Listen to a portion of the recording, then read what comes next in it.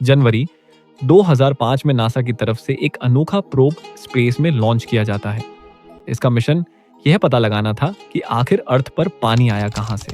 Deep impact नामी यह probe 27 crore kilometre travel करने के बाद एक कॉमेट के करीब पहुंचता है और इसी कॉमेट में छुपे थे कई ऐसे राज जिन्हें पिछली कई सदियों से ढूंढा जा रहा था। पूरी यूनिवर्स में सिर्फ एक ही ऐसी जगह है जहां ह्यूमन बीइंग्स जिंदा रह सकते हैं। ऐसा मालूम होता है जैसे अर्थ को इंसानों के लिए ही बनाया गया है। यहाँ वह तमाम चीजें मौजूद हैं जो जिंदगी के लिए बहुत अहम मानी जाती हैं।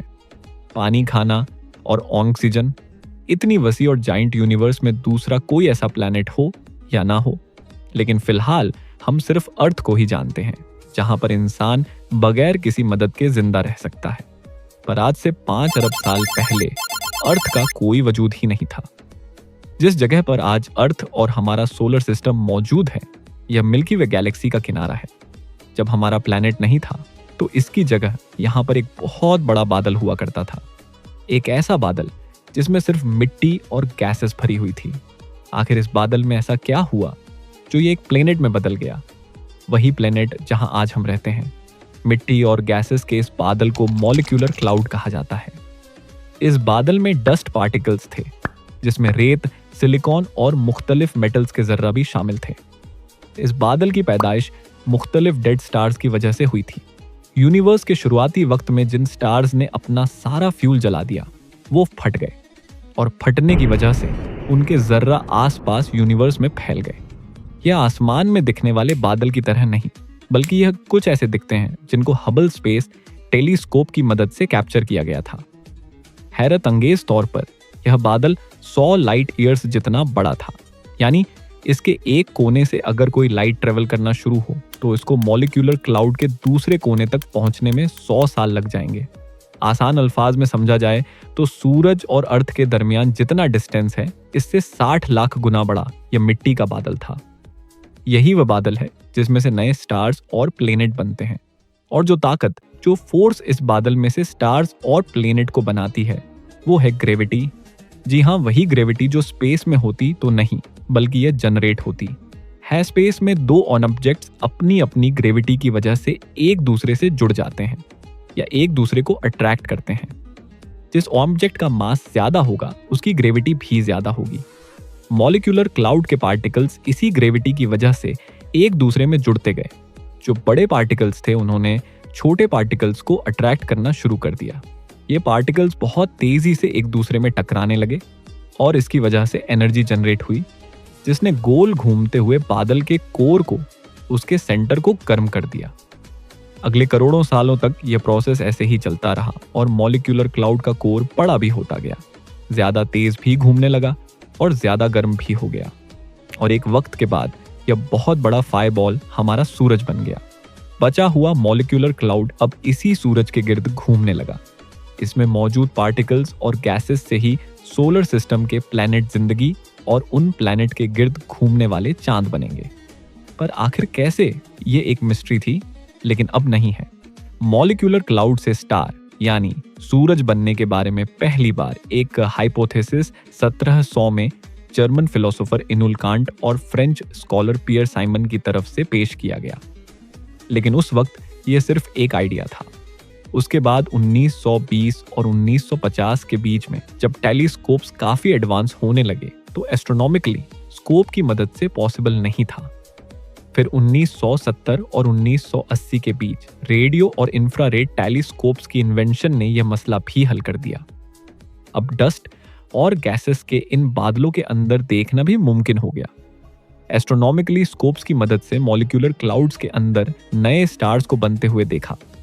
इससे यह साबित हो गया कि नए स्टार्स मॉलिक्यूलर क्लाउड्स के अंदर ही जन्म लेते हैं और बादल के बचे हुए पार्टिकल से बाद में प्लैनेट बनते हैं। पर यह प्रोसेस शुरू कैसे होता है?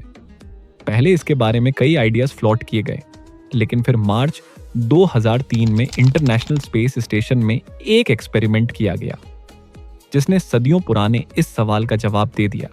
एस्ट्रोनॉट डॉन पेटेड ISS में मौजूद मुख्तलिफ चीजों के साथ एक्सपेरिमेंट करके यह देखना चाहते थे कि यह चीजें स्पेस में कैसे बिहेव करती हैं। उन्होंने पानी के बबल्स बनाए और उसके अंदर डिसॉल्व रिंग और एक प्लास्टिक बैग में नमक डालकर उसे स्पिन किया।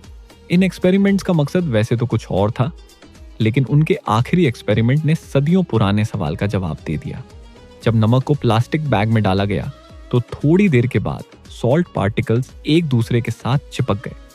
क्योंकि स्पेस में ये पार्टिकल्स एक दूसरे को अट्रैक्ट करते हैं, साइंटिस्ट का मानना है कि मॉलिक्यूलर क्लाउड के अंदर छोटे बड़े जर्रा जो सारे सूरज के गिर्द एक ही डायरेक्शन में घूम रहे थे, वह आपस में इसी नमक की तरह जुड़ गए और यहीं से प्लेनेट के बनने की शुरुआत हुई।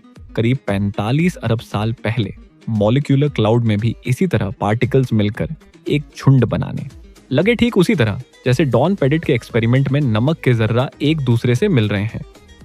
जब इस झुंड का साइज 1 किलोमीटर तक यानी एक पहाड़ की साइज जितना बड़ा हो गया तो इसकी अपनी ग्रेविटी इतनी ज्यादा हो गई कि इसने आसपास के पार्टिकल्स को भी अपनी तरफ अट्रैक्ट करना शुरू कर दिया। ठीक उसी तरह जैसे वैक्यूम क्लीनर मिट्टी को अपने अंदर सक करता है। अगले 30 लाख सालों तक यह प्रोसेस ऐसे ही चलता रहा और जर्रा के झुंड में से 20 प्लैनेट उभर कर सामने आ गए जो सारे सूरज के गिर्द घूम रहे थे। अब क्योंकि ये 20 प्लैनेट काफी बड़े हो चुके थे, इसी वजह से इनकी अपनी ग्रेविटी ने ऑर्बिट के दौरान एक एक दूसरे को अपनी तरफ अट्रैक्ट करना शुरू कर दिया और आखिरकार इनकी आपस में टक्कर होने लगी। हर एक टक्कर में 2 प्लैनेट ने आपस में मिलकर एक बड़ा प्लैनेट बना दिया। वक्त के साथ साथ इन टक्कर की वजह से सोलर सिस्टम में जहां पहले 20 प्लैनेट थे वो अब सिर्फ चंद प्लैनेट ही रह गए, जिसमें वीनस, मर्क्यूरी, मार्स और हमारा अर्थ भी शामिल है। पर यह अर्थ उस वक्त ऐसा नीला और जिंदगी से भरपूर नहीं था, बल्कि ये कोलिजन की वजह से आग बगोले की तरह काफी गर्म था। एस्ट्रोनॉमिकली अनऑर्गेनिस्ट आ भी गया तो यह सेकंड से भी कम टाइम में भाप बनकर खत्म हो जाएगा। अर्थ में जिंदगी के आसार सिर्फ तभी उभर पाएंगे जब इसका टेम्परेचर गिरेगा, लेकिन जब तक यह ठंडा होता, इसे अपनी एडजस्टमेंट्स के लिए अभी सबसे बड़े खतरे का सामना करना था, सोलर स्टॉर्म। जी हाँ, सूरज से निकलने वाली शयाएं जब भी किसी प्लैनेट में दाखिल होती हैं तो वह उसके एटमॉस्फेयर को काफी नुकसान पहुंचाती हैं। यही सोलर स्टॉर्म्स दूसरे प्लैनेट में भी आते हैं और इसकी वजह से यहाँ जिंदगी का बढ़ना मुमकिन नहीं होता। ज्यादा दूर जाने की जरूरत नहीं, मार्स जो अर्थ का पड़ोसी प्लैनेट है, वहां पर सोलर स्टॉर्म्स ने जिंदगी के चांसेस को खत्म कर दिया है। पर इन्हीं सोलर स्टॉर्म्स का अर्थ ने मुकाबला कैसे किया, इसका सीक्रेट छुपा है। अर्थ के कोर में जब मॉलिक्यूलर क्लाउड में अर्थ बनना शुरू हुआ तो इसका टेम्परेचर काफी बढ़ गया। इस टेम्परेचर ने अर्थ को एक फायरबॉल बना दिया। पत्थर पिघल गए और उनमें मौजूद आयरन और निकल भी। अब क्योंकि आयरन और निकल का वजन काफी ज्यादा होता है तो वह अर्थ के कोर में गिरना शुरू हो गए। जियोफिजिसिस्ट का मानना है कि जब भी मोल्टन आयरन को गोल घुमाया जाए तो वह अपने गिर्द एक मैग्नेटिक फील्ड बना देता है। अब क्योंकि अर्थ के कोर में मोल्टन आयरन की क्वांटिटी ज्यादा है, तभी भी एक मैग्नेटिक फील्ड जनरेट करता है और स्पेस में यह मैग्नेटिक फील्ड का असर जहां तक रहता है इसे मैग्नेटोस्फीयर कहते हैं। नॉर्मली यह मैग्नेटिक फील्ड अर्थ की वो साइड जो सूरज को फेस कर रही है उसमें 37 लाख किलोमीटर तक फैली हुई है, यानी लगभग जितना दूर चांद है। और जो साइड सूरज को फेस नहीं कर रही उसमें अर्थ की मैग्नेटिक फील्ड लाखों किलोमीटर तक फैल जाती है। यही वजह है कि सूरज से निकलने वाली रेडिएशंस को मैग्नेटिक फील्ड रोक देती है। नॉर्थ और साउथ पोल पे यह मैग्नेटिक फील्ड कम है तो यहाँ पर यह रेडिएशन एटमॉस्फेयर में दाखिल होकर पार्टिकल्स के साथ मिलकर अरोरा इफेक्ट पैदा करती है, जिन्हें हम नॉर्दर्न और सदर्न लाइट्स भी कहते हैं। लेकिन ये रेडिएशंस इतनी कम है कि इसका कोई नुकसान नहीं होता। नया अर्थ जिसने सोलर स्टॉर्म्स का मुकाबला तो कर लिया, पर अभी भी यह जिंदगी के लिए परफेक्ट नहीं था। अर्थ को एक और मुश्किल तरीन मरहले से भी गुजरना था, एक प्लेनेट कोलिजन। इसका हम इंसानों को पता कैसे चला? इसके लिए हमें 1960 में जाना होगा। अमेरिका ने कई अपोलो मिशंस प्लान किए और एस्ट्रोनॉट्स को रिसर्च के लिए चांद पर भेजा। पहले यह माना जाता था कि चांद अर्थ का ही टुकड़ा है जो किसी वजह से अर्थ से अलग हो गया। लेकिन जब एस्ट्रोनॉट्स चांद पर गए और वहां पत्थरों के कुछ सैंपल्स लेकर आए तो देखने में ये पत्थर अर्थ पर पाए जाने वाले पत्थरों जैसे नहीं दिखते थे। ऐसा मालूम होता है कि इन पत्थरों को जलाया गया हो। मजीद इन्वेस्टिगेशन से मालूम पड़ा कि चांद और अर्थ के पत्थर में मौजूद ऑक्सीजन आइसोटोप एक जैसे हैं। जिससे यह साबित होता है कि चांद था तो पहले अर्थ का ही हिस्सा, लेकिन बहुत ज्यादा गरमाइल किया है। इतनी ज्यादा गरमाइल एक ही चीज पैदा कर सकती है, और वह है किसी और प्लैनेट का टकराना। जब अर्थ आहिस्ता आहिस्ता ठंडा हो रहा था, उस वक्त एक दूसरा प्लैनेट अर्थ की तरफ बढ़ने लगा। यह प्लैनेट करीब मार्स की साइज जितना बड़ा था और इसको थिया का नाम दिया गया है। जब थिया अर्थ से टकराया तो बहुत सारी एनर्जी रिलीज हुई। अर्थ और थिया के जलते हुए टुकड़े आसमान में फैल गए और आखिरकार अर्थ को ऑर्बिट करने लगे। अर्थ को ऑर्बिट करते ये टुकड़े अगले हजारों सालों तक उसी तरीके से एक दूसरे से जुड़ते गए जैसे मॉलिक्यूलर क्लाउड में पार्टिकल्स जुड़े थे, और यूं जन्म हुआ चांद का। पहले चांद अर्थ के काफी करीब था। एक्सपर्ट्स का कहना है कि अभी जितना हमें चांद दिखता है, पहले यह 15 टाइम्स ज्यादा बड़ा था, लेकिन आहिस्ता आहिस्ता करीब 1.5 इंच पर ईयर के हिसाब से यह अर्थ से दूर हो रहा है।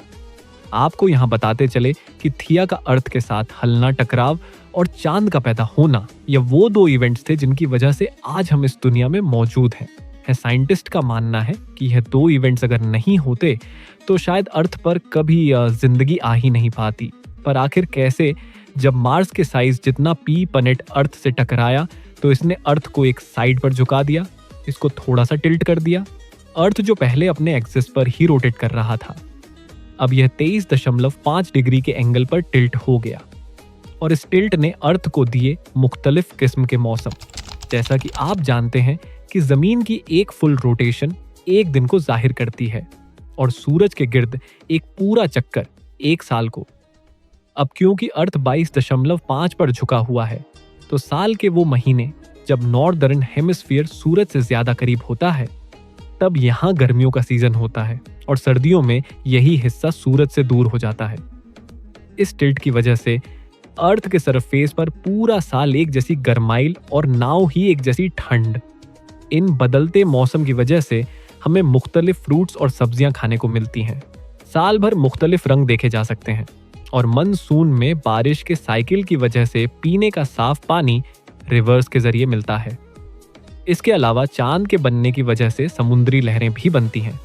ये लहरें समुद्री मखलूक के लिए न्यूट्रिएंट्स फराहम करती हैं, क्योंकि अगर ये लहरें ना होती तो समंदर में न्यूट्रिएंट्स सिर्फ चंद स्पॉट्स पे ही रहते। लेकिन यहाँ पर सवाल ये पैदा होता है कि समंदर में लहरें तो तब बनेंगी जब अर्थ पर पानी होगा, जो क्यों जिंदगी के लिए सबसे अहम है। तो फिर आखिर अर्थ पर पानी आया ही कहां से? ये साइंटिफिक कम्युनिटी के लिए सबसे बड़ी मिस्ट्री रही है। जनवरी 2005 में नासा ने डीप इम्पैक्ट नामी एक प्रोब स्पेस में लॉन्च किया। इसको 27 करोड़ किलोमीटर दूर टेम्पल 1 नामी एक कॉमेट के पास भेजा गया। इस प्रोब के आगे 350 किलो का कॉपर इम्पैक्टर लगाया गया, जिसे टेम्पल 1 से जाकर टकराना था। 4 जुलाई 2005 को यह इम्पैक्टर 38,000 किलोमीटर पर आर की स्पीड से टेम्पल 1 कॉमेट से जा टकराया और उसने एक बहुत बड़ा क्रेटर बना दिया। इस इम्पैक्ट को डीप इम्पैक्ट प्रोब पर लगे रेडियो टेलीस्कोप्स की मदद से कैप्चर किया गया, और इस टेलीस्कोप ने जो कुछ दिखाया वो वाकई काफी हैरानकुन था। टक्कर की वजह से जो लाइट निकली, उसको स्पेक्ट्रोस्कोपी की मदद से एनालाइज करने पर मालूम पड़ा कि टेम्पल 1 के अंदर बर्फ की फॉर्म में पानी भरा हुआ है। अब यह तो साबित हो गया कि सूरज से बहुत दूर एस्टेरॉयड बेल्ट में मौजूद कॉमेट्स के अंदर पानी मौजूद है। लेकिन आखिर ये कॉमेट्स अपना ऑर्बिट छोड़कर अर्थ तक आए कैसे? और वो भी करोड़ों की तादाद में। एक्सपर्ट्स का मानना है कि यह काम हमारे सोलर सिस्टम में मौजूद सबसे बड़ा प्लेनेट ही कर सकता है, जुपिटर। जी हाँ, जुपिटर हमारे सोलर सिस्टम का सबसे बड़ा प्लेनेट है, और जाहिर है इसकी ग्रेविटी भी अर्थ से कई गुना ज्यादा है। और इसकी खास बात यह है कि यह एस्टेरॉयड बेल्ट के बिल्कुल करीब ऑन ऑर्बिट करता है। एस्ट्रोनॉमिकली ऑन ऑर्बिट को जुपिटर की ग्रेविटी ने एलिप्टिकल ऑन ऑर्बिट में कन्वर्ट कर दिया। नॉर्मल सर्कुलर ऑन ऑर्बिट वो होता है जब एस्टेरॉयड सूरज के गिर्द परफेक्ट सर्कल में चक्कर लगा रहे हो, लेकिन जब जुपिटर की ग्रेविटी ने उनको अपनी तरफ अट्रैक्ट किया तो वह अपने सर्कुलर ऑन ऑर्बिट से निकलकर ओवल शेप के ऑन ऑर्बिट में चले गए, जिसे एलिप्टिकल ऑन ऑर्बिट कहते हैं। और इसी दौरान जब वह अर्थ के रास्ते में आए तो ग्रेविटी ने उनको अर्थ पर खींच लिया। जियोलॉजिस्ट का मानना है कि पानी अर्थ पर शुरुआत में नहीं था, बल्कि ये अर्थ के पैदा होने के 50 करोड़ साल बाद यहाँ आया है। पर ये हमें पता ही कैसे चला? जर्कन एक मिनरल है जो पत्थरों में पाया जाता है और इसके बनने के लिए पानी बहुत जरूरी है। और क्योंकि इसमें यूरेनियम के जर्रा भी होते हैं, इसी वजह से रेडियो एक्टिव डीके की मदद से इसकी एज का पता लगाया जा सकता है। अभी तक अर्थ पर मौजूद जितने भी जर्कन के सैंपल्स की एज निकाली गई है, उससे मालूम होता है कि वो 4 अरब साल पहले बने थे। यानी अर्थ पैदा होने के 50 करोड़ साल बाद मॉलिक्यूलर क्लाउड से अर्थ की पैदाइश, मार्स जितने बड़े थिया का टकराना, अर्थ का टिल्ट होना और चांद की वजह से समंदर में लहरें पैदा होना, करोड़ों किलोमीटर दूर जुपिटर की वजह से अर्थ को पानी मिलना, जिंदगी के आसार बेहतर होते दिखाई देते हैं। यहाँ तक अर्थ का टेम्परेचर काफी हद तक गिर चुका था, करीब 100 डिग्री सेल्सियस तक। लेकिन जिंदगी के लिए सबसे अहम चीज अभी भी अर्थ में नहीं थी, ऑक्सीजन। तो अब आप मुझे कमेंट सेक्शन में बताएं कि अर्थ के एटमॉस्फेयर में ऑक्सीजन कैसे से आया। उम्मीद है द फ्री टाइम 3 की यह वीडियो भी आप लोग भरपूर लाइक और शेयर करेंगे। आप लोगों के प्यार भरे कमेंट्स का बेहद शुक्रिया। मिलते हैं अगली शानदार वीडियो में।